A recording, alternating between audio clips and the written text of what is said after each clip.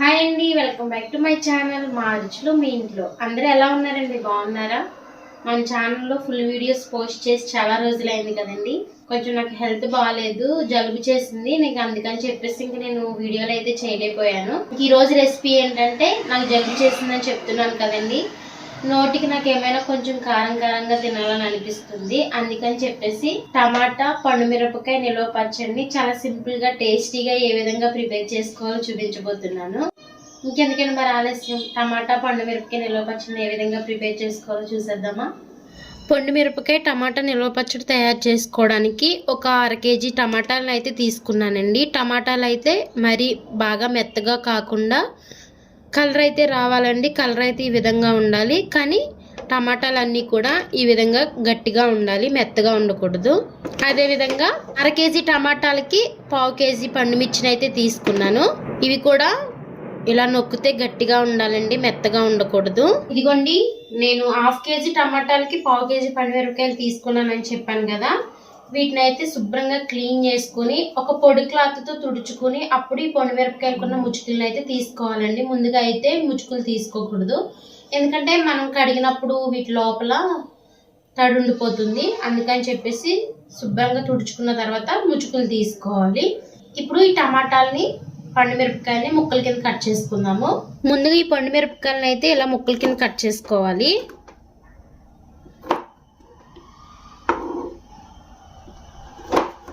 ఇలా ఈ సైజు ముక్కల కింద కట్ చేసుకుంటే మనకి మిక్సీలో వేసుకున్నప్పుడు బాగా నలుగుతాయండి ఇవి. ఇదిగోండి, పండుమిరపకాయలు అయితే ముక్కల కింద కట్ చేసేసాను. ఇప్పుడు వీటిని ఒక ప్లేట్లోకి వేసేసుకోవాలి. ఇప్పుడు టమాటాలను ముక్కల కింద కట్ చేసుకుందాము.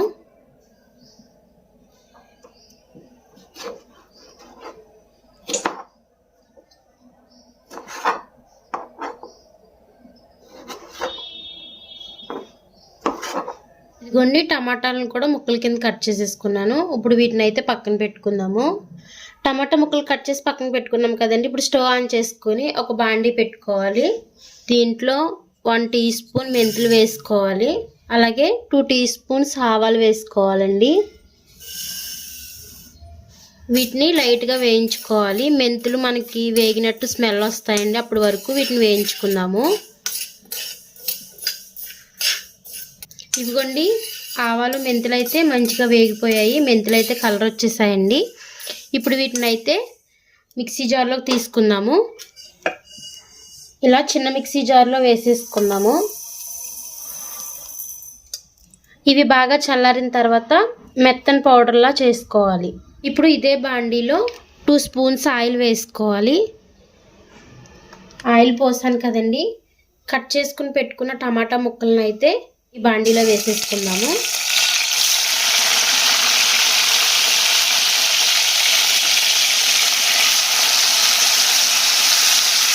ఇప్పుడు ఈ టమాటా ముక్కలు అయితే బాగా మగ్గేంత వరకు మగ్గించుకోవాలి.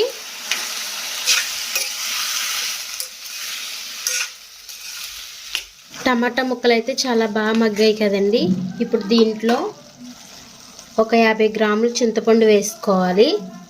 చింతపండు వచ్చి 50 గ్రాములు ఉంటుందండి. ఇప్పుడు ఈ టమాటా ముక్కలు 50 గ్రాముల చింతపండు వేసేసుకుందాము. చింతపండు టమాటా ముక్కలు ఒకసారి మిక్స్ చేసుకుందాము బాగా మగ్గేలాగా.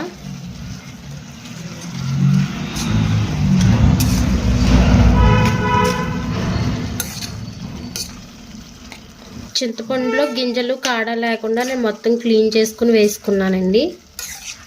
ఈ వేడికి మొత్తం చింతపండు అంతా మగ్గిపోవాలి టమాటా ముక్కల్లో. ఉడికించుకున్న టమాటా చింతపండు అయితే మంచిగా చల్లారిపోయిందండి. టమాటా ముక్కలు అవి బాగా చల్లారిపోయాయి. ఇప్పుడు వేయించుకున్న ఆవాలు మెంతులు అయితే మిక్సీ జార్లో వేసుకున్నాం కదా, ఇవి అయితే చల్లారిపోయినాయండి. ఇప్పుడు పౌడర్ కింద చేసుకోవాలి బాగా మెత్తగా. ఇదిగోండి, మెంతులు ఆవాలను అయితే నేను ఈ విధంగా మెత్తగా పౌడర్ కింద చేసుకున్నాను, మిక్సీ పట్టానండి. ఇప్పుడు ఈ ఆవాలు మెంతి పిండిని అయితే ఒక బౌల్లోకి వేసేసుకుందాము.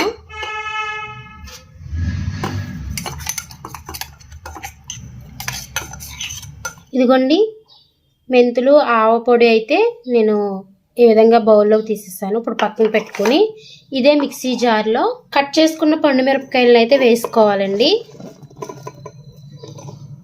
ఇప్పుడు ఒక 6 వెల్లుల్లిని అయితే వేసుకుంటున్నాను. పొట్టు వలుచుకుని వేసుకుంటున్నానండి వెల్లుల్లి రేకల్ని. అలాగే ఈ పచ్చడికి సరిపడగా ఒక 50 గ్రాములు ఉప్పు అయితే తీసుకున్నాను. నేను కల్లుప్పు తీసుకున్నాను. ఇది ఒక 50 గ్రాములు ఉంటుందండి. కరెక్ట్గా సరిపోతుంది. నేను కరెక్ట్ కొలతలతో చెప్తున్నాను. ఇప్పుడు ఈ ఉప్పునైతే మిక్సీ జార్లో వేసేసుకుందాము. ఇప్పుడు వెల్లుల్లిపాయ, ఉప్పు, ఈ పండు మిరపకాయలు అయితే మిక్సీ పట్టుకోవాలండి. ఇదిగోండి కచ్చా పచ్చగా నలిగిందండి మిరపకాయ, ఉప్పు, వెల్లుల్లి అయితే. ఇప్పుడు దీంట్లో చల్లారిపోయిన టమాటా తొక్కును అయితే వేసుకోవాలి మనం. చింతపండు, టమాటా అయితే చాలా బాగా చల్లారిపోయిందండి. మొత్తం ఒకేసారి కాకుండా నేను చిన్న మిక్సీ జార్ కాబట్టి కొంచెం కొంచెం వేసుకొని గ్రైండ్ చేసుకొస్తాను. ఇదిగోండి ఈ విధంగా గ్రైండ్ చేసుకోవాలి. ఇప్పుడు గ్రైండ్ చేసుకున్న ఈ పచ్చడిని అయితే బౌల్లోకి వేసేసుకుందాము. నేనైతే మొత్తం మిక్సీ పట్టేసాను కదండి, గ్రైండ్ చేసేసాను కదా టమాటాను, చింతపండు, పండు మిరపకాయలను అయితే. ఆవాలు, మెంతులు గ్రైండ్ చేసుకుని పెట్టుకున్నాం కదండి పౌడర్ కింద.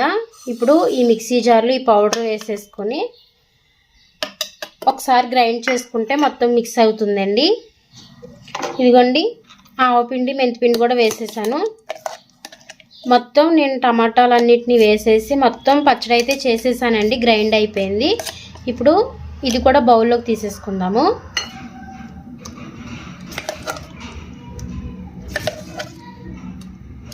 ఇప్పుడు మొత్తం పచ్చడి అయితే నలిగిపోయింది కాబట్టి దీనికైతే పోపు వేసుకోవాలండి. ఇప్పుడు ఇది మొత్తం మిక్స్ చేసేసుకుని అప్పుడు పోపు వేసుకుందాము. ఇప్పుడు మొత్తం మిక్స్ చేసేసుకుందామండి. ఆవాలు, మెంతులు వేయించి పొడి చేసుకున్న పొడి కూడా మనం మిక్సీ పట్టేసాం కదా పచ్చడిలో వేసి. ఇప్పుడు మొత్తం మిక్స్ అయ్యేలాగా మిక్స్ చేసేసుకుందాము. ఇప్పుడు మొత్తం మిక్స్ అయిపోయింది కాబట్టి దీనికైతే తాలింపు వేసుకుందాము.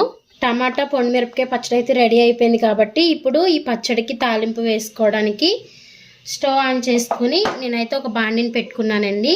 ఈ బాండీ అయితే వేడైంది. ఇప్పుడు ఈ బాండీలో అరకప్పు నూనె అయితే వేసుకోవాలి. నేను వేరుశనగ నూనె వేస్తున్నానండి. ఇదిగోండి 1/2 కప్పు వేరుశనగ నూనె వేసుకోవాలి. పచ్చళ్ళకి వేరుశనగ నూనె అయితేనే చాలా టేస్ట్గా ఉంటాయండి పచ్చళ్ళు. నిలవ కూడా ఉంటుంది. నేనైతే ఒక 1/2 కప్ నూనె అయితే వేస్తున్నాను. ఒకవేళ మీ దగ్గర నువ్వుల నూనె ఉన్నా నువ్వుల నూనె వేసుకోవచ్చు. ఏ పచ్చడికైనా కూడా వేరుశనగ నూనె మంచి రుచినిస్తుంది. టేస్ట్ అయితే చాలా బాగుంటుందండి. ఇప్పుడు ఈ ఆయిల్లో 2 టేబుల్ స్పూన్స్ పచ్చిశనగపప్పు వేసుకోవాలి. అలాగే 1/2 టేబుల్ స్పూన్స్ ఆవాలు వేసుకోవాలి. 1/2 టేబుల్ స్పూన్ మినపప్పు వేసుకోవాలి. 1 టీ స్పూన్ జీలకర్ర వేసుకోవాలండి. ఇవి లైట్గా కలర్ వచ్చేంత వరకు వేయించుకోవాలి.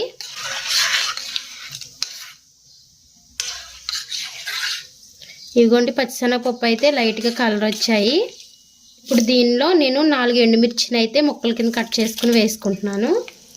అలాగే ఒక 8 వెల్లుల్లిని అయితే రేకలు తీసేసి పైన పొట్టు ఒలిసేసి ఒక 8 వెల్లుల్లి రేకలను అయితే వేసుకుంటున్నాను.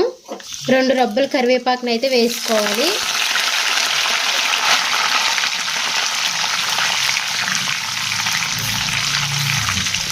కరివేపాకు అయితే బాగా క్రిస్పీగా వేగాలండి. అప్పుడే మనకి పచ్చడి పాడవకుండా ఉంటుంది. కరివేపాకు బాగా క్రిస్పీగా మంచిగా వేగాలి. ఇదిగోండి కరివేపాకు కూడా వేగిపోయింది. ఇప్పుడు స్టవ్ ఆఫ్ చేసేసుకుందాము. ఇది చల్లారిన తర్వాత అప్పుడు పచ్చడిలో కలుపుకోవాలండి. మంచిగా చల్లారిపోవాలి. ఇదిగోండి పచ్చడిలో అయితే చల్లారిపోయిన పోపును అయితే వేసేసుకుందాము.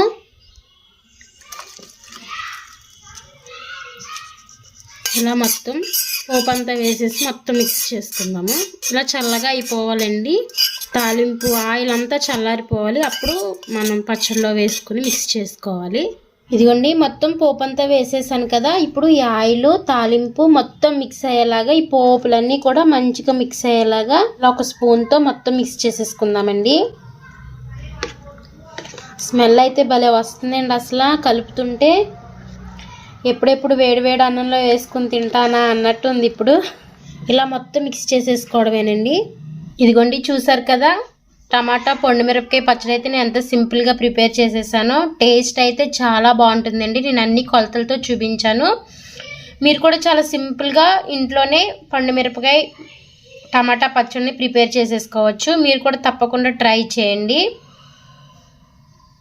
ఇదిగోండి చూసారు కదండి, టమాటా పండుమిరపకాయ పచ్చడిని అయితే కొలతలతో నేను ఏ విధంగా ప్రిపేర్ చేశానో చాలా సింపుల్గా ప్రిపేర్ చేసేసాను కదండి. మీరు కూడా తప్పకుండా ట్రై చేసి టేస్ట్ చేయండి, మీకు కూడా చాలా బాగా నచ్చుతుంది. ఈ రెసిపీ కనుక మీకు నచ్చినట్లయితే లైక్ చేయండి, షేర్ చేయండి. కొత్త వారు మన ఛానల్ చూస్తున్నట్లయితే సబ్స్క్రైబ్ చేసుకోండి, సపోర్ట్ చేయండి. థ్యాంక్ యూ అండి.